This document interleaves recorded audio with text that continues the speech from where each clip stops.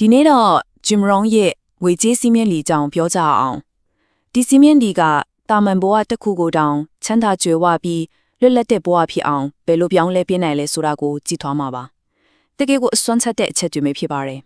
ဒီစကားကတော်တော်လေးကိုအတိပဲရှိတယ်ဘာကိုပြောချင်တာလဲဆိုတော့ချမ်းသာဖို့ဆိုတာအသက်ကြီးမှအသက်ငယ်မှမဟုတ်ဘူးအချင်းနေကောင်းမှမဟုတ်ဘူးအဓိကကငါချမ်းသာအောင်လုပ်မယ်ဆိုတဲ့ဆုံးဖြတ်ချက်ချဖို့ပဲအဲ့ဒီဆုံးဖြတ်ချက်ကအရာအလုံးရဲ့အစပဲပေါ့ဒီစည်းမျဉ်းတွေကစာအုပ်ထဲက theory တွေကြီးပဲမဟုတ်ဘူးနော် Jim Rohn ကိုတိုင်သူ့ဘဝကိုအောက်ခြေကနေအောင်မြင်မှုရဲ့ထိပ်ဆုံးကိုရောက်အောင်တကယ်သုံးခဲ့တဲ့လက်တွေ့ကျတဲ့နည်းလမ်းတွေပါအချိန်နဲ့တပြင်းညီတက်တက်ပြပြီးသားဆိုတော့ဒီထဲကအချက်တွေကတယောက်ယောက်ရဲ့ဘဝကိုတကယ်ပြောင်းလဲပေးနိုင်တဲ့အစွမ်းရှိပါတယ်ကဲပထမဆုံးအပိုင်းကိုသွားလိုက်ရအောင်အခြေခံအုတ်မြစ်စတဲ့စိတ်သဘောထားဖို့ဘာလို့လဲဆိုတော့အပြင်ပန်းမှာဘလောက်ပဲစူးစမ်းအတွင်းစိတ်ကအစင်သစ်မဖြစ်သေးရင်အလကားပဲလေအယောင်အောင်လုံးကကိုယ့်ရဲ့အတွေ့ခေါ်တာနေစတင်တာပါလူအများစုကြောက်တတ်တဲ့အကြီးမားဆုံးထောင်ချောက်တစ်ခုကပါလဲဒီလားအဲ့လာကတော့အချိန်တွေအများကြီးရှိပါသေးတယ်ဆိုတဲ့အတွေ့ပဲ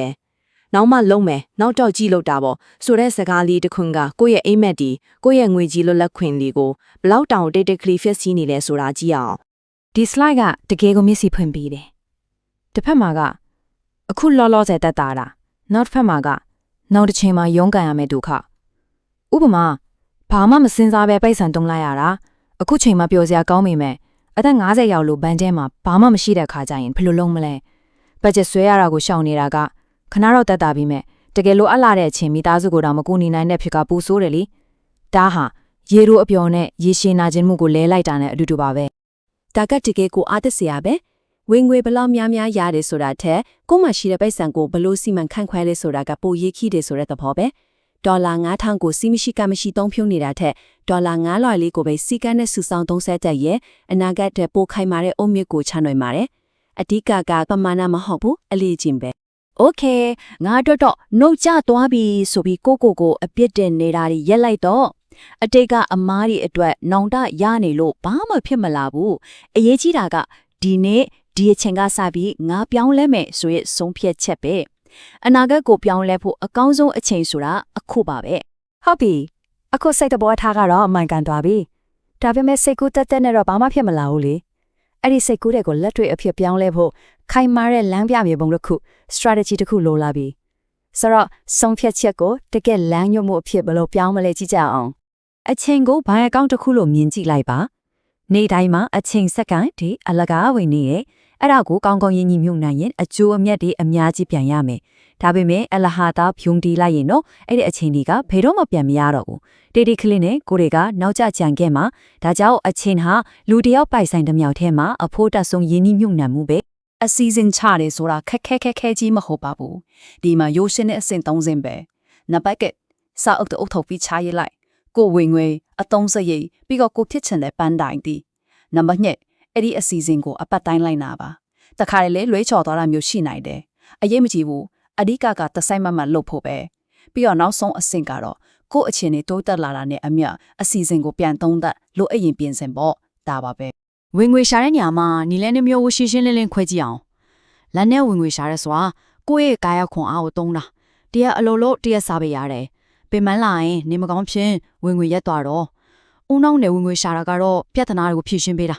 တခါဖြေရှင်းလိုက်ရုံနဲ့အကျဉ်းချင်းဝင်ငွေပြန်ရနိုင်တယ်ဥပမာစာအုပ်အုပ်ရေးတာမျိုး app ဒီကိုဖန်တီးတာမျိုးပေါ့ဒါကတန်ဖိုးကိုအချိန်နဲ့အများပွားများစေတဲ့နီးဒါဆိုဦးနှောင်းနဲ့ဝင်ငွေဘလို့ရှာမလဲဒီမှာချန်ပီယံချက်လေးရှိတယ်လူတွေတကယ်လိုအပ်နေတဲ့ပိတ်စံပေးပြီးတင်ကျင်တဲ့ skill မျိုးတွေကိုလေ့လာပါသူများတွေမရှင်းနိုင်တဲ့ပြဿနာတွေကိုဖြေရှင်းပေးနိုင်အောင်ကြိုးစားပါကိုယ်တိုင်အချိန်တိုင်းရှိမနေပဲလေပတ်နိုင်တဲ့ system တွေတည်ထောင်ပါဥပမာ online business တစ်ခုလိုပေါ့ပြီးတော့အရေးကြီးဆုံးမှာတင်ယူမှုကိုအလုပ်တစ်ခုလိုသဘောထားပြီးအချိန်ပေးပါဒါမှကိုယ့်ရဲ့တမိုးကတက်လာမှာကဲစိတ်လက်မှန်ပြီးအစီအစဉ်လေးရှိပြီအခုအရေးကြီးဆုံးအပိုင်းကိုရောက်လာပြီအဲ့ဒါကတော့အကောင့်အထည်ပုံမှုပဲစာရောပေါ်ကအစီအစဉ်တွေကနေ့စဉ်ဘဝထဲမှာအသက်ဝင်လာဖို့ဆိုရင်မှန်ကန်တဲ့အလေးအချင်းတွေလိုအပ်လာပါပြီလကုံးတိုင်းကိုပြန်မိကြည့်ဘူးလားငါပိုက်စံဒီဘေးရောက်သွားလဲဆိုပြီးတော့လေဒီပုံလေးကိုကြည့်လိုက်ပါတိတ်တဆိတ်ရိုးစိတ်မှုများတဲ့အကြီးဆုံးအပိုင်းကပါလဲစိတ်လိုက်မှန်ပါဝယ်လိုက်တာတွေ40ရာခိုင်နှုန်းတောင်ရှိလဲနောက်ပြီးတော့သုံးလက်မသုံးဝယ်လက်ဆင်ကြီးပြီးနေရတဲ့ subscription တွေစိတ်ညစ်လို့ဆိုပြီးဝယ်လိုက်တဲ့မလိုအပ်တဲ့အရာတွေဒီလိုသေးသေးလေးလေးပါစုပေါင်းလိုက်တဲ့အခါ လာကုန်မှာပတ်စံမကြမ်းတော့တဲ့အကြီးကတရားခံနေဖြစ်နေတတ်တယ် ဒါကိုဖြည့်ရှင်းဖို့ဆေးကတော့အန်အောစရာကောင်းလောက်အောင်ယူရှင်းပါတယ်ဘာပဲဝယ်ချင်းကမတုံးခင်ပိုက်ဆံမရှင်းခင်မှာခဏလေးပဲစဉ်းစားလိုက်ပါဒါတကယ်လို့အဲ့လိုလားဆိုပြီးတော့ပေါ့အဲ့ဒီခဏလေးရက်လိုက်တာကမလိုအပ်တဲ့သုံးဆွဲမှုတွေကိုအများကြီးတားဆီးပေးနိုင်တဲ့အစွမ်းထက်လက်နက်တစ်ခုပဲ ပိုက်ဆံနဲ့ပတ်သက်လာရင်လက်နဲ့လမ်းပဲရှိတယ်ထလန်းကကိုကပိုက်ဆံရဲ့သခင်ဖြစ်မလားနောက်ကလန်းကပိုက်ဆံရဲ့ကျွန်ဖြစ်မလားကိုကသခင်ဆိုရင်ပိုက်ဆံကိုပဲသွားရမယ်ဆိုတာအမိန်ပေးနိုင်တယ်လွတ်လပ်မှုကိုတည်ဆောက်နိုင်တယ်ဒါမဲ့ကိုကကျွန်ဖြစ်သွားရင်တော့ပိုက်ဆံကကိုကိုဆွဲခေါ်သွားတယ်တော့လိုက်ရမယ်မလွတ်ချင်တဲ့အလုပ်တွေလုပ်ရမယ်တိတ်တဆိတ်နဲ့ဒုက္ခတွေများလာမယ်ရွေးချယ်မှုကကိုယ့်ရဲ့နေ့စဉ်အပြုမှုတွေပေါ်မှာပဲမူတည်နေတဲ့ အခုဆိုရင်ကျွန်တော်တို့အစနေအဆုံးထိအချက်လက်တွေအများကြီးလေ့လာခဲ့ပြီးပြီဒါတွေအားလုံးကိုစူးစီးပြီးတော့နောက်ဆုံးနဲ့အဆုံးစုံရွေးချယ်မှုတစ်ခုစီကိုရောက်လာပါပြီဒီဆုံးဖြတ်ချက်ကပဲရှေ့ဆက်ရမယ့်ငွေကြေးအနာဂတ်တစ်ခုလုံးကိုပုံဖော်ပေးသွားတော့မှာပါ ဒီမှာရွေးချယ်စရာကပပထာတာနဲ့ခက်ခဲတာကြားမှာမဟုတ်ဘူးနာကျင်မှုနမောကြားကရွေးချယ်မှုပါတခုကစီကဲရဲ့နာကျင်မှုဟုတ်တယ်ဘတ်ဂျက်ဆွဲတာစုဆုံးတာကအစားပိုင်းမှာခက်ခဲတယ်နာကျင်တယ်လို့ခံစားရနိုင်တယ်ဒါပေမဲ့အဲ့ဒါကယာယီပဲပြီးတော့အဲ့ဒီနာကျင်မှုကကိုကိုပိုးပြီးတတ်မှာစေတယ်နောက်တစ်ခုကတော့နောင်တရဲ့နာကျင်မှုဒါကတော့အချိန်လုံးမှငါအေးတုန်းကသာဆိုပြီးနောင်တရတာဒီနာကျင်မှုကတော့ထောက်ရပဲပြီးတော့ကိုကိုအားကိုးရမယ်ဖြစ်စေတယ်ဆိုတော့နာကျင်မှုတစ်ခုကယာယီပဲနောက်တစ်ခုကတော့တက်တက်လုံစာဘယ်တစ်ခုကိုရွေးချယ်မလဲအဖြေကတော့ကိုယ်တိုင်ရဲ့လက်ထဲမှာပဲရှိပါတယ်